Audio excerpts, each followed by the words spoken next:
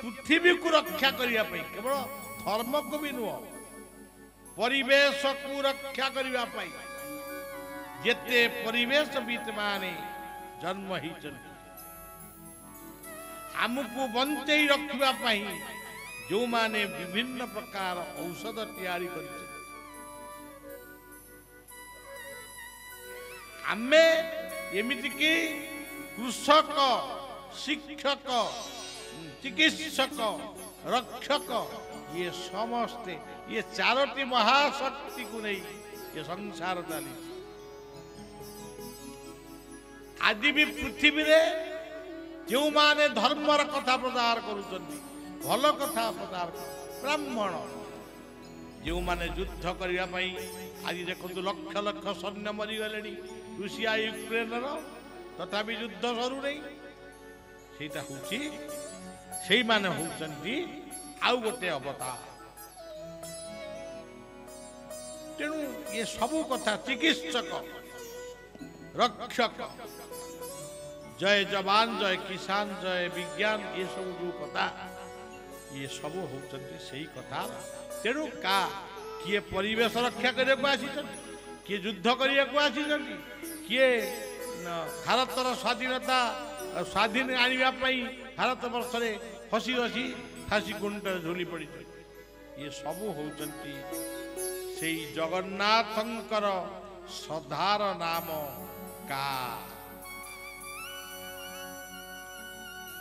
क आउआ का क कहले मस्तक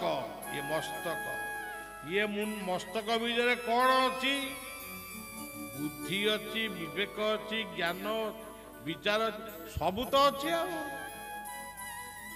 आरी भितर अनंत भी अच्छा आरी भितर काली की कह आरी भितर अनंत अच्छा ये कहले जल यथा नदीनांगेगा ये सब क जल समुद्र नदी पुणी नदी समुद्र क कहले वेद वेदांत रामायण महाभारत भागवत ठारू आरंभ करी गुरुवार बाइबल जिते शास्त्र ये पृथ्वी में लिखाई क्या कौन लिखाई यही बाटर जा से बाटर जा ये सब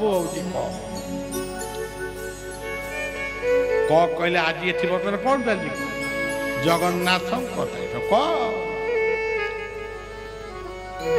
कहले जल कहले मस्तक कहले बुद्धि विवेक ज्ञान विचार इत्यादि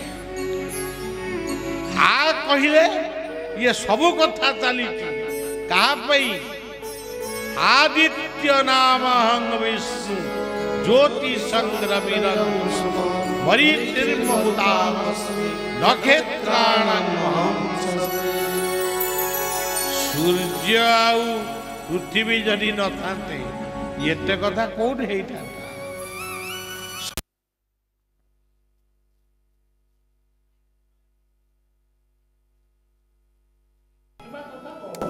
लागी पड़ी एमिति बुझौतनी आ बुझे बुझे किछि लोक एमिति बुझी जाउतनी से जगन्नाथ भोग भी गाउला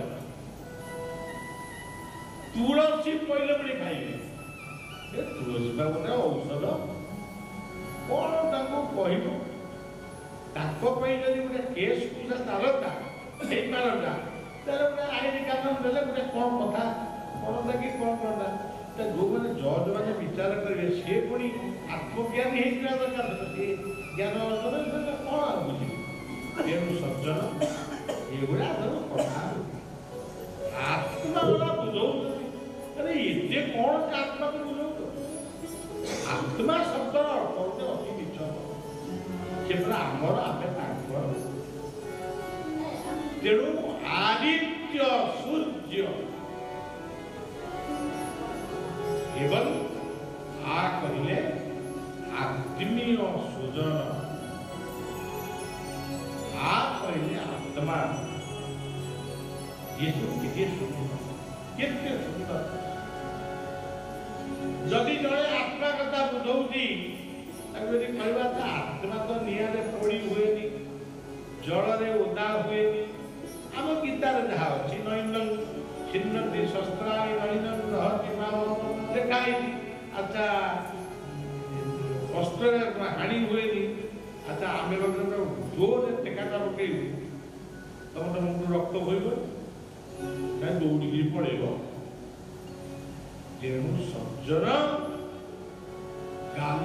ଆତ୍ମା ସତ୍ୟ, ଆତ୍ମଜ୍ଞାନ ସତ୍ୟ। ତମେ ଯେଭଳି ବୁଝେଇକିରି ଆମେ ତୁଳସୀ ପଇରେ ଖାଇବୁନି, ଆମେ ସେ କଣ ଶ୍ରାଦ୍ଧ କରିବୁନି। ଶ୍ରାଦ୍ଧ ମାନେ ବୁଝିଛ, ଆମେ ଆମ ଜଗନ୍ନାଥ ବି ଶ୍ରାଦ୍ଧ ଦିଅନ୍ତି, ଆମେ ଶ୍ରାଦ୍ଧ ହବୁନି, ଆମେ ଶୁଦ୍ଧ ହବୁନି। ଆମେ ବାବୁ 7 ଦିନ ଭିତରେ ଏତେ ଏତେ ବିରାଟ ବିରାଟ କଥାକୁ ଇଏ ସେବକ ଭଳିଆ କହିପାରିବ। ତେବେ ଚେଷ୍ଟା କରିବି ଟିକେ ଟିକେ ଆପଣମାନଙ୍କୁ କହିବା। ଆଜି ପ୍ରଥମ ସନ୍ଧ୍ୟାରେ ଆମେ ଯେତିକି ନରନାରାୟଣଙ୍କୁ ପାଇଲେ ସେତିକିରେ ଆମେ ଆନନ୍ଦ ହେବା। ଆମର ସହଯୋଗୀ ମାନେ ସେମାନେ ସହଯୋଗ କରୁଛନ୍ତି, ତାଙ୍କୁ ମଧ୍ୟ ଶୁଭେଚ୍ଛା ଜଣାଇବା।